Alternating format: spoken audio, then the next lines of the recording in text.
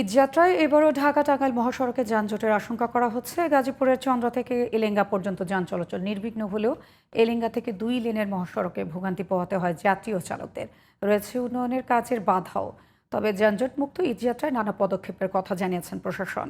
টাঙ্গাইল প্রতিনিধি মহিউদ্দিন সুমন ও গাজীপুর প্রতিনিধি আবদুল্লাহ আল মামুনের রিপোর্ট জানাচ্ছেন মাহিমা হোসেন।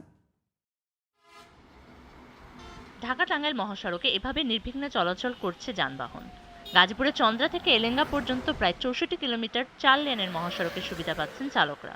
কিন্তু এলেঙ্গা থেকে যমুনা সেতু পর্যন্ত উন্নয়ন কাজের জন্য থমকে যেতে পারে দূরপাল্লার যানবাহন। ঈদের সময় সড়কে অতিরিক্ত গাড়ির চাপ, ফিটনেসবিহীন ও কম গতির যানবাহন বাড়াতে পারে দুর্ঘটনা ও যানজটের তীব্রতা।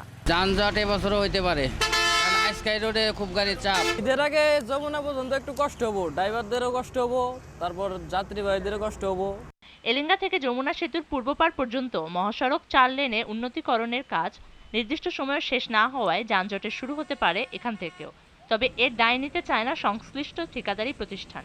স্বস্তিতে মানুষ ঈদ করতে পারে, তার জন্য আমরা দিনরাত অক্লান্ত পরিশ্রম করে যাচ্ছি এবং ইনশাল্লাহ এবার আশা করতেছি যে এবার ঈদে কোনো ধরনের জ্যাম ছাড়াই মানুষজন স্বস্তিতে ঈদ করতে পারবে। মহাসড়কে ঈদযাত্রা নিরাপদ ও স্বাভাবিক রাখতে আগেভাগেই পদক্ষেপ নিয়েছে পুলিশ প্রশাসন। ২৫ তারিখ থেকে আমাদের প্রায় ৭৫০-র অধিক টাঙ্গাইল জেলা পুলিশের তারা কিন্তু এই মহাসড়কের নিরাপত্তা এবং ট্রাফিক ব্যবস্থাপনা যাতে কিভাবে আরও বেশি স্বস্তিদায়ক পরিবেশে যাত্রীরা তাদের গন্তব্যস্থলে যেতে পারে সেজন্য আমরা কিন্তু প্রস্তুতি রেখেছি।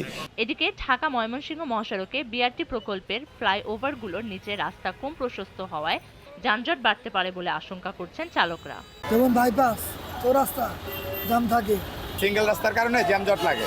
প্রশাসন তৎপর হয় তাহলে হয়তো আমরা ভালোভাবে চলতে পারি। এবারে ঈদযাত্রা নির্বিঘ্ন করতে মহাসড়কের যানজট প্রবণ স্পটগুলোতে সার্বক্ষণিক টহলের ব্যবস্থাও করা হয়েছে।